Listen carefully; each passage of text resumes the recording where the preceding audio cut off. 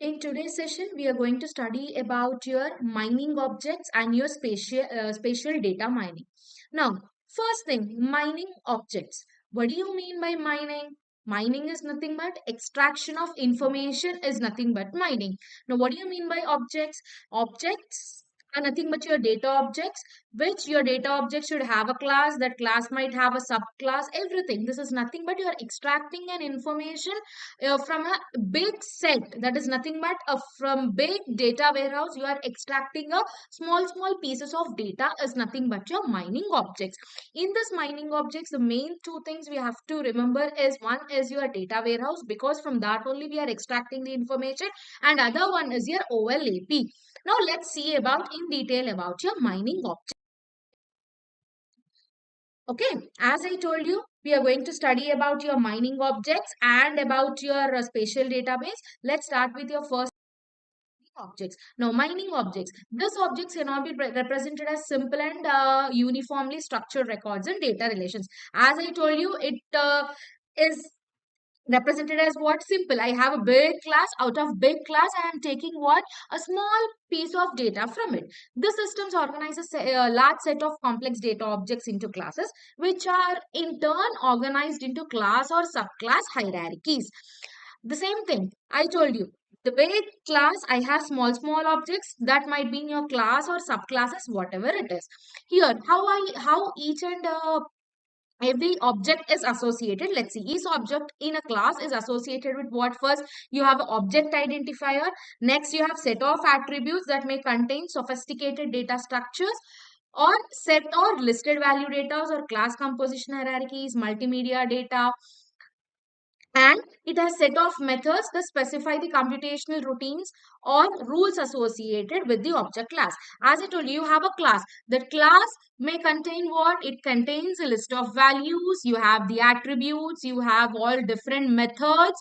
If you all can remember your basic class, when I talk about your C++ or your Java class, whatever it is. So once you call the class in the main function, you use it repeatedly in your uh, main. Yes or no? Once you declare it in the header, you use it in your main function. The same thing, you create an object, you use the function in multiple times. That is nothing but your object. The same thing we are reading here. Next, there has been extensive research in the field of database systems on how to effectively index, store, access, manipulate all this, whatever the object relational or object-oriented databases we have. Here, let's take MySQL. So in MySQL, what are we doing? We are creating a table, we are fetching the data, we are storing the data, we are accessing it, we are manipulating. What not we are doing? We have all that things in a single database, which is nothing but your object-oriented. I can connect my Java with MySQL. I can connect my JavaScript with MySQL. Everything is possible. Here, what am I doing? I'm creating an object. I'm just playing with the objects to connect each and everything. Now, this includes majorly two major tasks. One, as I told you, it constructs multi-dimensional data warehouse, because as I told you, the data warehouse consists of what? Multiple things. From that multiple things, it checks or it takes only a small piece of data. That's nothing but a small object out of it, and perform online analytical processing. That is nothing but your OLAP. As I told you, OLAP, which is in your data warehouse only. Now, second is it develop effective and scalable methods for mining knowledge from object databases or data warehouses.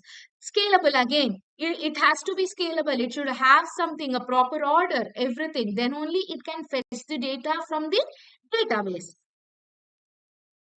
To introduce data mining and multidimensional data analysis for complex objects, we need to study how to perform generalization on complex structured objects and construct object cubes for OLAP and mining in object databases. The same thing, when you introduce data mining and you do multidimensional data analysis on one single object, we do what? We do generalization on it, we do some complex structured, we construct different objects, we fetch the data, and that is nothing but your OLAP. This is used to what? Mining your object in the databases.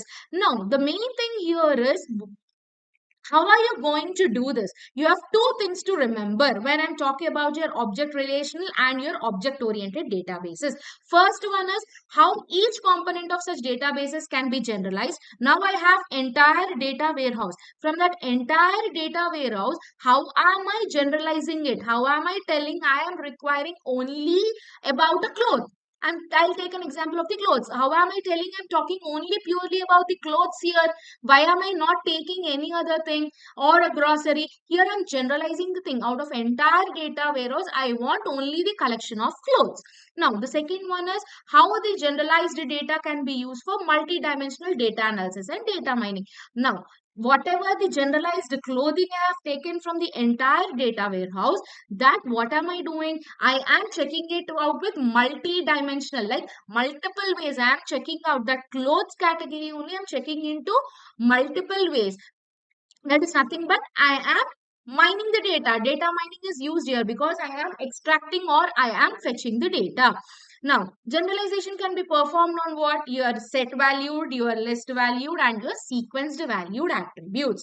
This is all about your mining object. Next, let's look on to your spatial database. What do you mean by spatial database? The best example for your spatial database is your what? Again, is your Google Maps. As we have already read about your spatial data mining, the same thing is here. You have what? Vector and raster. Vector, again, vector, you have dots, lines, polygons, you represent in this way. In rasters, you use pixel. If you check with your Google Maps, when you see, you find all what? A line structure. Those are multiple lines.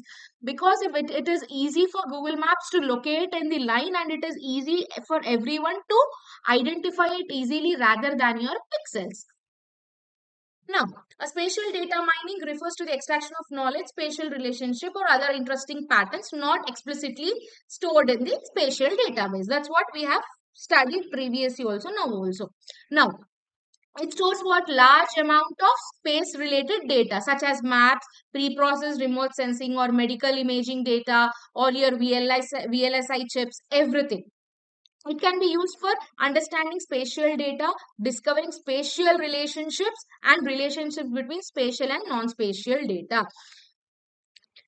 It also constructs what? It recognizes your spatial databases. It optimizes your spatial queries. This is all nothing but your Google Maps. What you do or what you see every day. Now I want to go from one location to other location. What am I doing? I am searching it.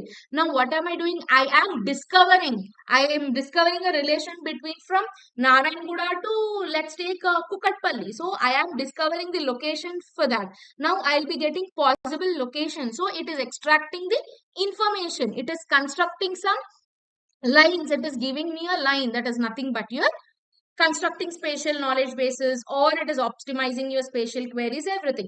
As I told you, are what it uses in your geographic information system, geomarketing, remote sensing, image databases, your exploration, your medical imaging, your navigations, everything comes into picture when I'm talking about your what? Spatial data mining. Now, what is the challenge here? The main challenge here is what? The exploration of efficient spatial data mining techniques due to the huge amount of spatial data and the complexity of spatial data types and spatial access methods. Here, the main challenge is because I have now, when I talk about your Google Maps, it's a very huge data. I may sit in India, I may search for a country in US, or I can search for a country in Spain or Russia. It's a huge database. So that would be the main challenge to maintain it.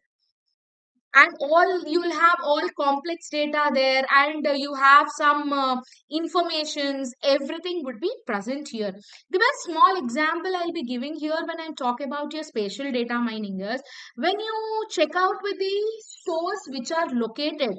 Now for suppose I am keeping a Ratnadeep supermarket, so what would be my main intention to keep Ratnadeep supermarket in Narayanguda?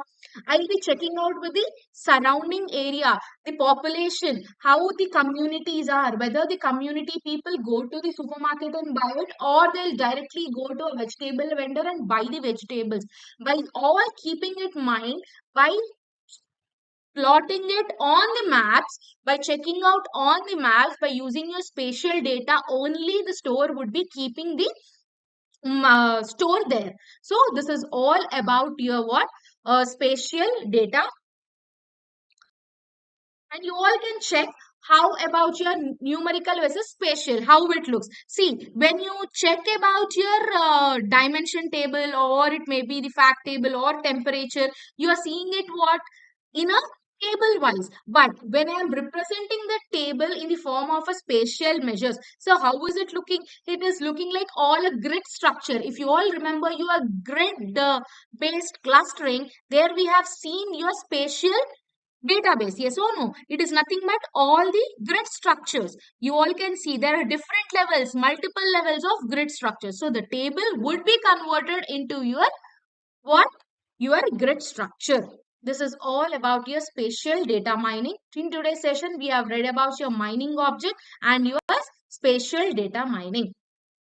Thank you.